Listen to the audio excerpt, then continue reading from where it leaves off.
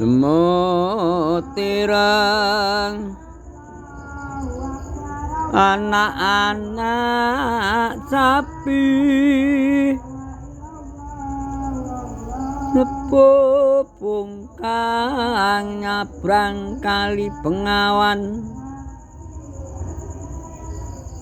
yang kundang merajak sumuti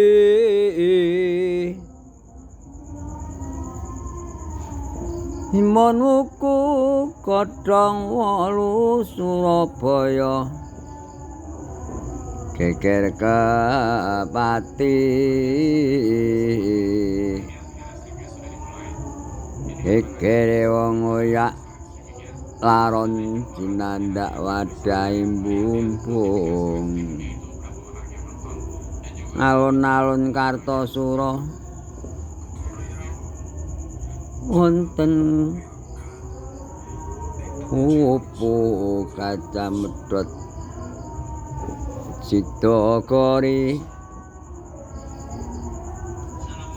patine tinata ayam lagi kesupen mbok menawi wonten ing Klento menika nyuwun pangapunten menawi wonten kekiranipun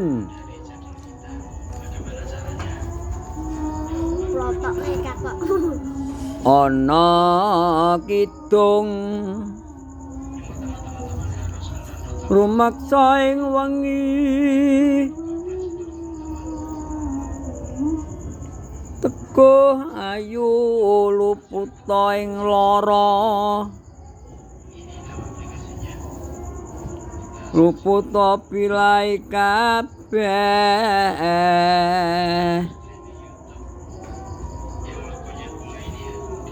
Cimcitan tatan purun paneluan tanono wani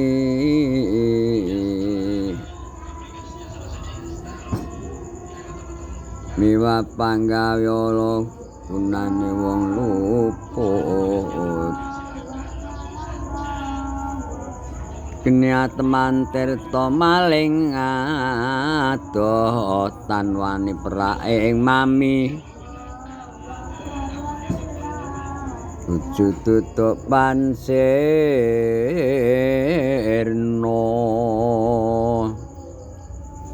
nyuwun pangapunten menawi wonten kekiranganipun menika dandang gula tulak balak tilaranipun Jeng Sunan Kalijaga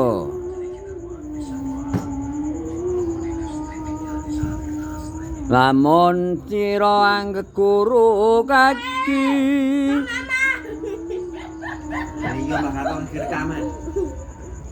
Amelia manungsa kang nyata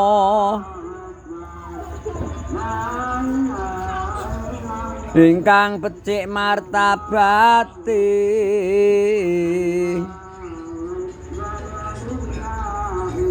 sarta kang wruwing hukum kang ibadah lawan ngirangi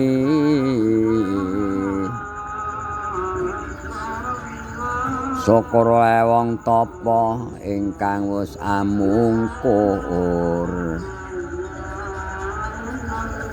tan milik paweng liyan iku pantes sira guranana kaki satane kawruh ana nika dandang gula tilaranipun Kanjeng Sunan Kalijaga matur nuwun wonten tiranipun nyuwun pangapunten sedaya ingkang sami kersa mbikak YouTube kula tansah pinaringan panjang umur sehat waras kathah rezekinipun Allahumma amin nika wonten donga tulak balak inggih menika Rajah Kalacakra ingkang wengelipun Yamaraja Jaramaya Yamara Nini Ramaya ya Silapa Palasya ya Midura Radamaya ya Dayuda Dayudaya ya Siha Mamahasya ya Siha Cacayasya ya Midosa Sadumiya nika kangge nyingkiraken sengkala menawi wonten tiyang kang tumindak Allah badhe mitenah saged wangsul malih mboten tumama nekakaken sedya saged kasembadan menapa ingkang dipun gayuh kathah rezekinipun sehat panjang umur kathah yang sami tresna menika Rajah Kala Cakra cacahipun wonten 8 wonten malih menika Caraka Balik menika inggih donga tulak balak ingkang wengelipun Ngata Bagama Nyaya Jadapa Lawa Satada Karacanaha Ngata Bagama Nyaya Jadapa Lawa Satada Karacanaha menika nggih donga Caraka Balik terus nek wonten tiyang badhe mitenah saged balik wangsul dhateng tiyangipun ingkang badhe mitenah wau ingkang baripun mitenah mboten tumama nika Caraka Balik nika kalih wungon malem bodho mamriyaya trongok enten ngemper kalih anak putu kami damel kupat goreng apem kupat menika wonten artinipun menawi kula lepat nyuwun pangapunten apem menika nggih menawi lepat nggih nyuwun pangapunten apem sedaya menika namung garwa dosa tetes jaman rumiyin Brahma badhe pareng pitutur dhateng para putra ayah menika mawi jarwa dosa lajeng menawi wonten biaya kedah perlu mantu wonten eden-eden tarup godhongipun menika mawi janur jan menika luwih nur cahya dados temanten menika mawa cahya linuwih awit jaman rumiyin menibadi dados ngantem menika sok poso riyen dados poso menika dayanipun ketingal sumorot jaman rumiyin dados ngantem kabeh poso riyen dados mula mawa cahya mencorong gayanipun cengkir gading cacah kalih cengkir menika kencenging pikir dados ing antasipun kakung kalih putri menika kedah ingkang lair batin kenceng tresna tinresnanan sami condongipun sami cocokipun wonten tebu kecipun mantep sak lebeting kabu dados temanten kalih menika sami mantep sak lebeting kabu sampun lair batos tresna tinresnanan tebu wulung terus menika gayuh pulung gayuh supados gadah pulung gadah wahyu sageta temanten paringi mulya kepulungan rejeki saged judo ngantos dumugi kakeninen-inen. Sedaya menika wonten maknanipun wonten nek naming pralampita dados ya sepuh badhe nuturi kan putra ayam menika ngangge sasmita. Terus tiyang sepuh menika nek saged sepindah kedah sembur tegesipun sembur menika paring pitutur dhateng putra wayah. Terus tiyang sepuh saged mituturi dhateng para putra wayah ingkang sae-sae ingkang temen jujur suci sabar nrima boten tumindak awon rukun dhateng sadengah boten bidak-bidakaken dhateng asor luning derajat cendhek dhuwuring pangkat sugih miskining bondo langkung-langkung dhateng agama menika boten bidak-bidakaken sedaya sae kantun tiyang pun ingkang badhe tumindak. Terus badhe kagungan agama napa nek tumindakipun boten sae nggih boten sae menika kantun tumindakipun kedah sae. Menika sembur utawi tutur menika pitutur nuturi dhateng anak putu ingkang sae-sae. Uwur terus tiyang sepuh menika nggih kedah saged uwur. Dipun dewang kados pados bondo donya menika dipun wuwuraken dipun paringaken dhateng para putra wayah.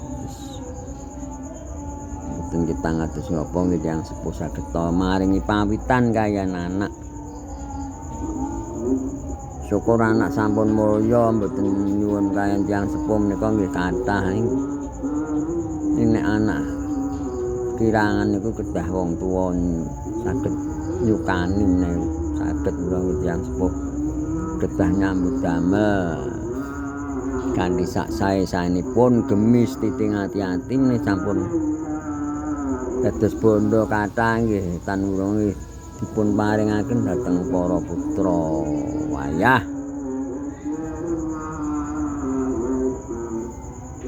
Dados tutur nuturi dhateng putra wayah ingkang sae uwur nyukani bondo donya dhateng para putra wayah sembur. Dadi tiyang sepuh menika nggih menawi anak putu sok wonten ingkang anget badanipun sececot wong tuwa nggih kedah sembur tegesipun nggih prihatin dipun rewangi rangi-rangi dahar nginom supados para putra wayah pinaringan sehat panjang umur. Yo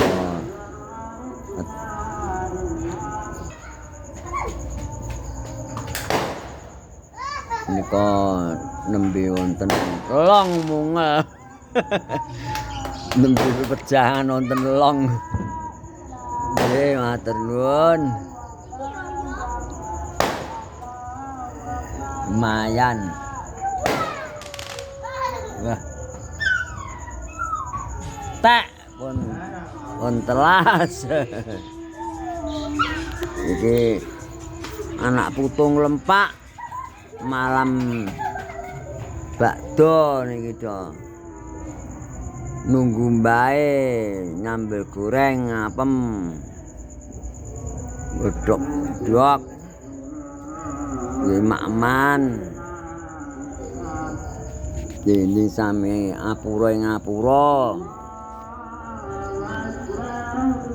Sampun terus kula cekap semanten atur kula mbok beli wonten lepat nyuwun pangapunten sedaya ngersa mbikak YouTube kula pinaringan sehat panjang umur kathah rezekinipun Gusti tansah berkahi Allahumma amin. Sampun matur nuwun sanget nika saking kula Bapak Gondowiyono saking Dusun Dempokan Kelurahan Sambi Boyolali. Kula menika anakipun Ibu Supani Bapak Jayamartono menika Bapak Jayamartono saking Mangguyudan Kartosuro.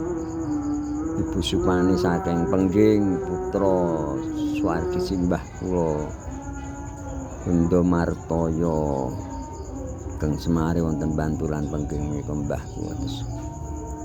Kula nabi pikantuk Dempokan bojo kula Sutarmi menika sedurun dalang telah saking swargi Mbah Gondo Dikra Mbah Cermo Semari wonten Semono Sambi. Anak kula sekawan ing Bajeng Tole Joko Dolok menika nggih nindakaken pedalangan nomor kali anak kula Tembik Sriwarasi Cuplik menika nggih nindakaken kesenian Edes Waranggana nggih penyanyi campursari. Anak kula tiga nomor 3 anak kula Tole Suroso menika nggih dalang laris sae wangunipun. Ngeragil anak kula Tole Catur Nugroho menika nggih dalang asring mayang laris. Nyambi dados dosen wonten isi Surakarta menika sampun nempuh S3. Badhe nggayuh doktor mugi berkah pangestunipun dhateng rumiyin sedaya saged kabul. Amin amin. Sampun cekap mekaten nyuwun pangapunten sedaya lepat. Amin.